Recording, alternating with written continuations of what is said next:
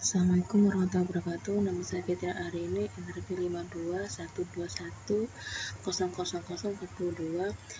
Kali ini saya akan menjelaskan di chapter 8 mengenai selection and decision yang saya ambil dari e-book Java for Testers, Learn Java Fundamentals Fast.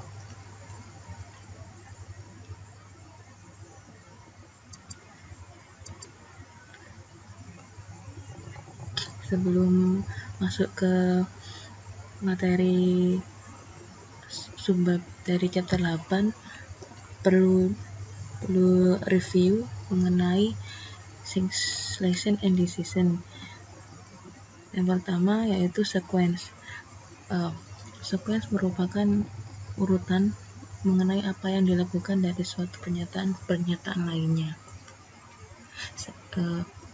Jadi dalam pemrograman diperlukan suatu arahan di mana ketika user mengklik, misalnya ketika user mengklik login, langkah selanjutnya itu akan menampilkan program tersebut akan menampilkan apa. Itu merupakan urutan dari aktivitas satu ke aktivitas lainnya. Yang kedua yaitu selection, yaitu fungsi dalam membuat keputusan dalam memilih untuk melakukan satu hal atau yang lain tergantung pada kondisi. Jadi dalam mengcoding, dalam program itu programmer membutuhkan selection atau pilihan, di mana programmer akan membuat suatu keputusan sehingga hasil yang diharapkan sesuai. Kemudian yang ketiga yaitu iteration, di mana kita mengulang perbuatan sampai kita telah melakukan apa yang dibutuhkan. Nah, pada chapter 3 ini akan membahas 3 hal. Yang pertama, how to use the ternary operator. Yang kedua, if-else statements. Yang ketiga, the switch statement. Yang pertama, kita akan membahas tentang how to use the ternary operator. Apa sih ternary operator? Ternary operator adalah shortcut atau shorthand dari perintah conditional if. Dengan menggunakan ternary operator, programmer dapat mempercepat proses compiler dalam penerjemahan logika karena pattern yang digunakan yaitu tanda baca tanda tanya dan titik 2. Kemudian yang ketiga yaitu pattern if-else atau if-then-else, else-if, and if yang menggunakan karakter yang lebih banyak. Dengan menggunakan ternary operator, programmer dapat menyediakan ukuran file lebih kecil. Setelah diketahui fungsi elseif yaitu fungsi perjabangan yang akan membutuhkan line yang banyak sehingga ukuran file akan jadi lebih besar. Jadi untuk alternatif lain untuk memperkecil ukuran file digunakan ringkasan yaitu fungsi ternary operator yang cukup menggunakan pattern, menggunakan if juga, tetapi untuk lebih ringkasnya if tidak menggunakan if dan tandanya dan titik 2. Untuk lebih jelasnya dapat langsung ke contoh. Di sini yang contoh pertama saya ambil dari sumber lain kecuali dari buku agar lebih jelas saja dalam memahami, di mana pada contoh ini di sebelah kiri yaitu contoh tanpa menggunakan ternary operator. Di sini logikanya menyatakan jika lebar window lebih besar atau sama dengan 400, maka data value variable A maka variabel A sama dengan lebar window yaitu 400. Jika tidak, maka variabel A sama dengan 0. Jadi maksudnya yaitu ketika pernyataan statement yang pertama ini bernilai benar atau kondisinya dalam keadaan bernilai benar, maka akan menghasilkan nilai variabel ini tuh nilai yang 400, ini benar berarti. Tetapi kalau nilainya ini salah, lebar windownya tidak 400, maka secara otomatis nilai A ini tidak 400 melainkan 0. Tetapi jika menggunakan fungsi ternary operator, A sama dengan window lebih dari sama dengan 400, maka di sini kan tandanya ini adalah meringkas fungsi dari if else. Jadi programmer tidak perlu menggunakan fungsi if dan else, cukup menggunakan tanda tanya ini untuk pernyataan apakah A ini akan bernilai benar. Jika bernilai benar, maka A ini mempunyai nilai lebih dari sama dengan 400. Jika tidak, maka alternatif lain yaitu A akan mempunyai nilai 0. Nah, untuk contoh yang kedua ini saya ambil dari ebook Java for Tester dan Java Fundamental Phase, di mana ternary operator di sini digunakan untuk pernyataan apakah benar dalam penambahan HTTP pada website eviltester.com. Pada kode tersebut, ternary operator membantu mempersingkat fungsi if-else yang telah dijelaskan sebelumnya, di mana URL ini merupakan string. URL bernama www.eviltester.com, dan jika URL ini bersifat benar, maka URL ini akan mempunyai nilai atau mempunyai variabel HTTP. Namun jika tidak, maka URL akan mempunyai nilai atau variabel HTTP dengan kondisi URL. Kemudian dibutuhkan assert true, di mana URL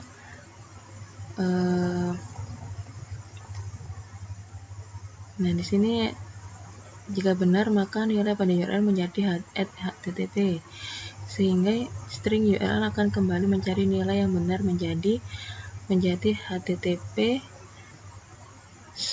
/ URL, maka hasilnya akan berupa situs seperti ini. Yang kedua yaitu pembahasan kedua yaitu if else statement. Nah, if else statement merupakan di mana if else ini yaitu fungsi percabangan dari algoritma pemrograman Java. Ketika hanya terdapat satu pernyataan yang digunakan, maka tidak perlu menambahkan tanda kurung kelawar. Nah, di sini kan diketahui bahwa fungsi formula ini F itu menunjukkan hanya terdapat satu kondisi dengan satu statement, di mana jika if condition statement atau or if condition statement 1 dan statement 2. Karena jika kondisi statement pertama ini bernilai benar,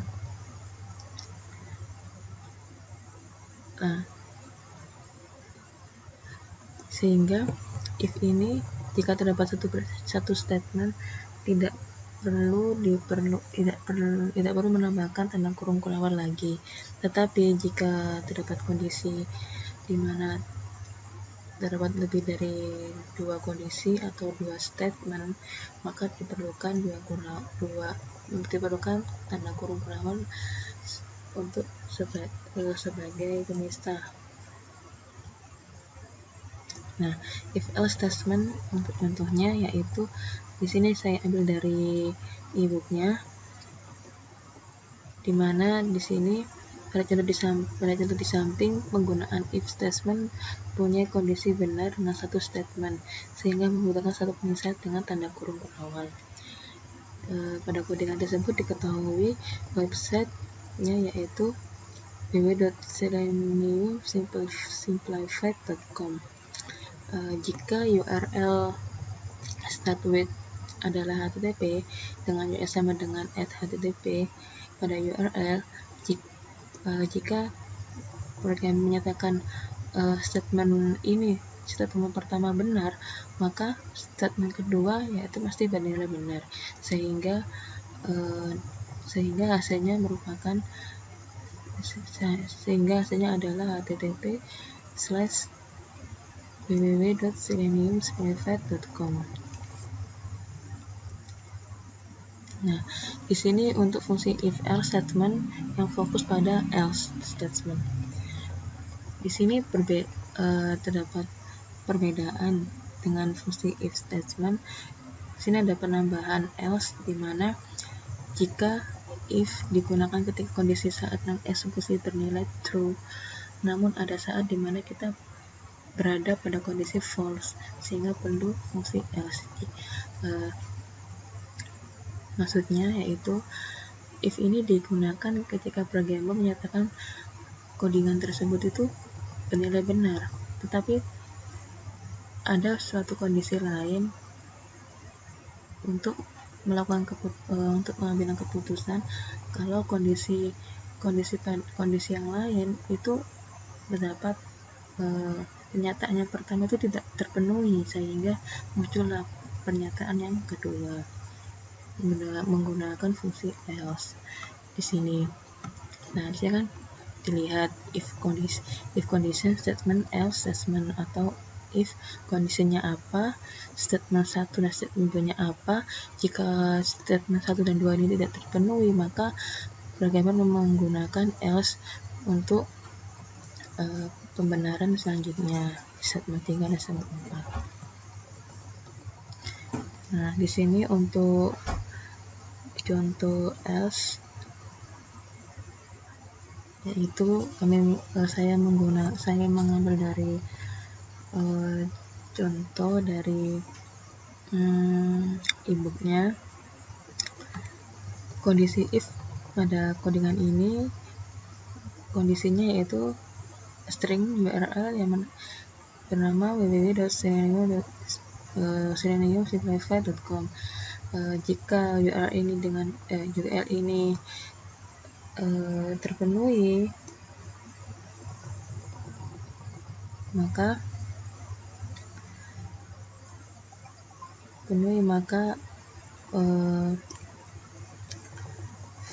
nilainya berarti benar, string URL-nya berarti benar.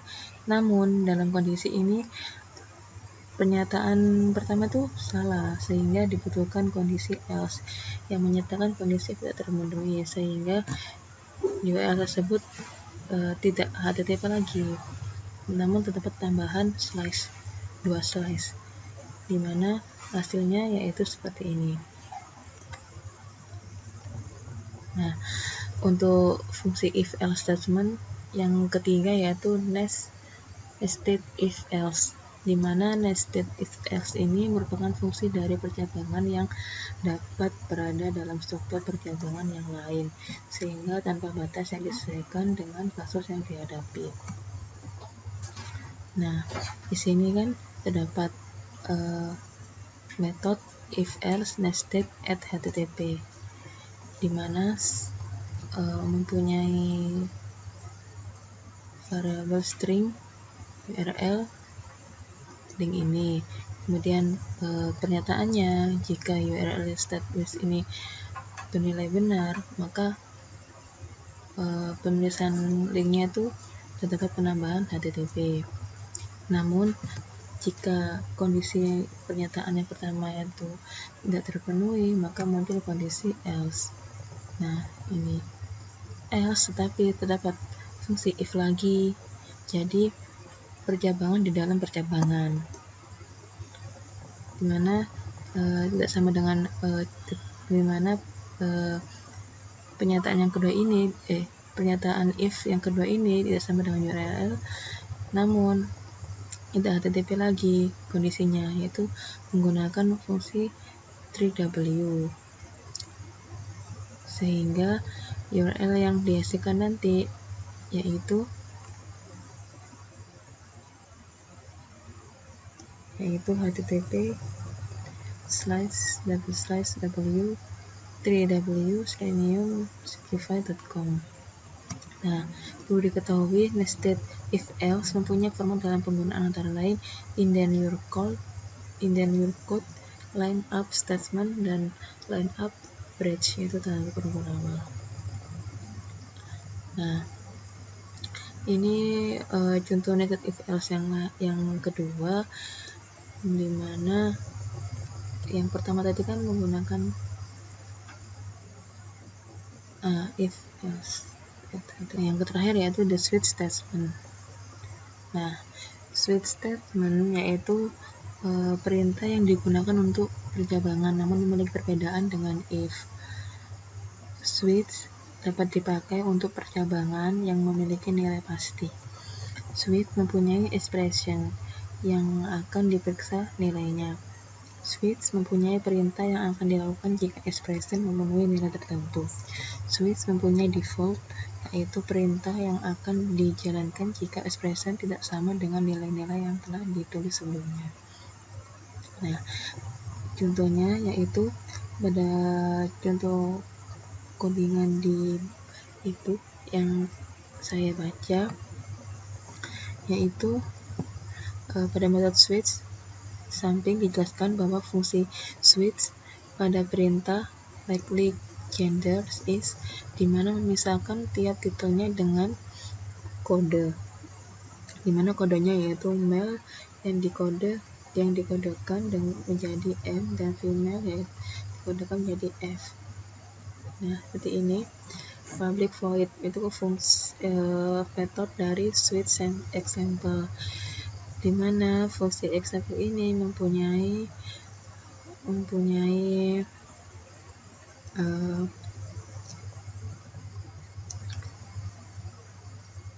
pernyataan bahwa M likely gender is served, dan seterusnya.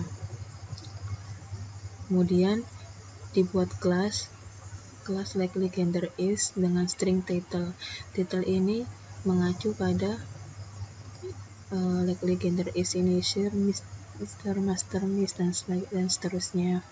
Kemudian dilakukan switch title to lowercase. Lowercase ini apa? Yaitu lowercase itu untuk penulisan title dengan huruf kecil, dimana ketika switch title lowercase pada kondisi serve, maka likely gendernya adalah M. Kemudian ketika likely gendernya Mr, maka likely gendernya M, dan seterusnya. Dan nilai ini bersifat default seperti yang dijelaskan sebelumnya. Kemudian likely gender F. Kemudian terdapat return likely gender, di mana return ini akan kembali pada mencari nilai yang sesuai. Sesuai maksudnya apa? Sesuai itu mencari nilai yang string titelnya ini sesuai dengan kode yang ditentukan. Nah, ini pada kelas likely gender melakukan eksekusi dengan state title dengan kode gender. Hal ini dilakukan terus-menerus sehingga terdapat fungsi return untuk mengeksekusi data yang lain. Sekian dari presentasi yang saya sampaikan. Kurang lebihnya mohon maaf. Wassalamualaikum warahmatullahi wabarakatuh.